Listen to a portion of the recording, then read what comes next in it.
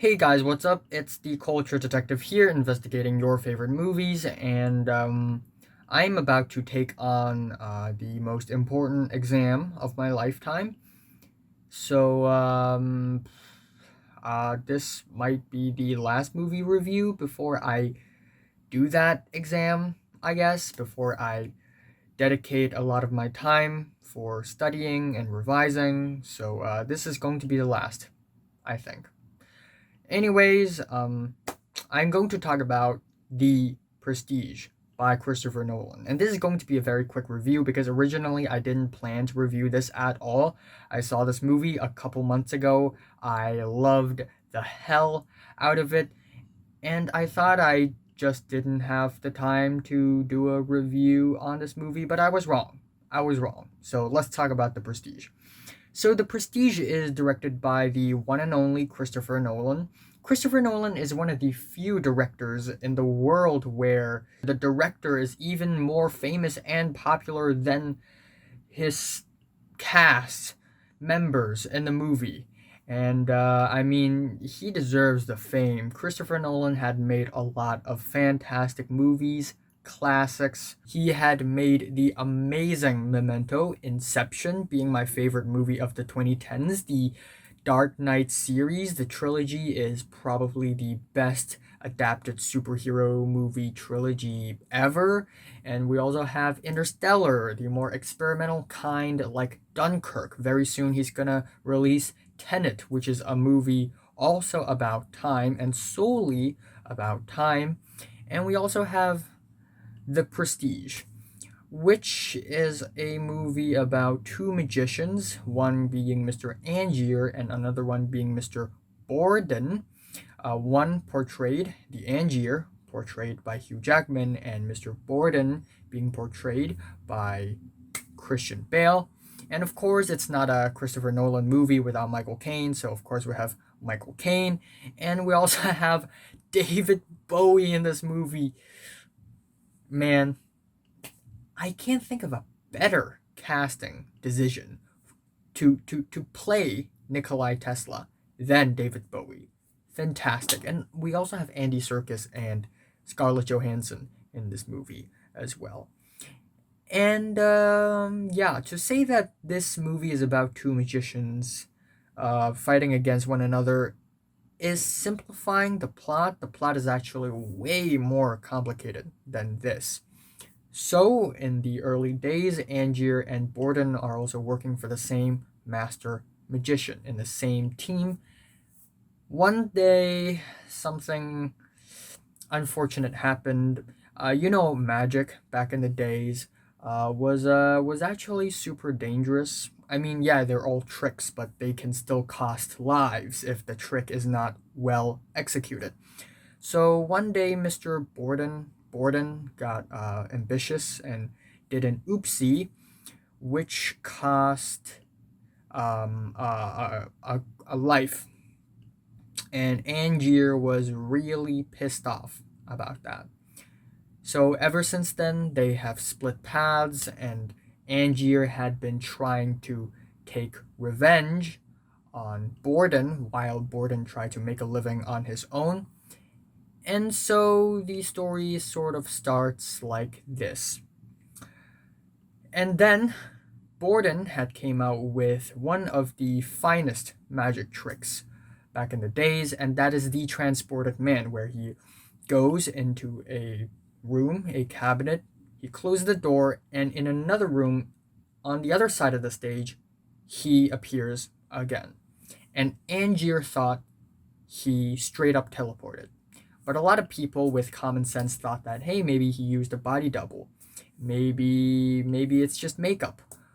But Angier refused to believe because Borden is actually an incredibly talented magician, so he must have teleported, am I right? And that question was in the viewers' heads until the very, very, very end of the movie. We always have this conflict between, okay, did he actually teleport? Is this movie related to the supernatural, or was it just a very clever, well executed trick? And I'm not going to spoil that, of course, but this is one of the best plot points I've seen in any movies. And for some reason, because of this very interesting plot point and the fact that two magicians are fighting one another, this is incredibly entertaining. Not a single scene feel boring or slow. It's incredibly compelling and engaging and fascinating. What I love about this movie also is that it's actually played in 3 points. In Of course, it's on the same timeline. The whole story plays out on the same timeline, but the timeline is chopped up into 3 parts and are stacked on top of one another. To think of it in another way, it's like this movie has a present day, a flash forward, and a flashback. Well, more like flash forwards and flashbacks, and we constantly jump from one to another. Except usually when movies do this, it's very confusing, it's very incohesive. But when Christopher Nolan does it, it's actually pretty fantastic because we sort of follow the narrative really smoothly. Also, in the movie itself, in the story itself, a magic actually has 3 acts: the pledge, the turn, and the prestige. And these 3 acts perfectly line up with the 3 chopped up timelines, where the first act of the movie is pretty much the first act of the magic of this movie.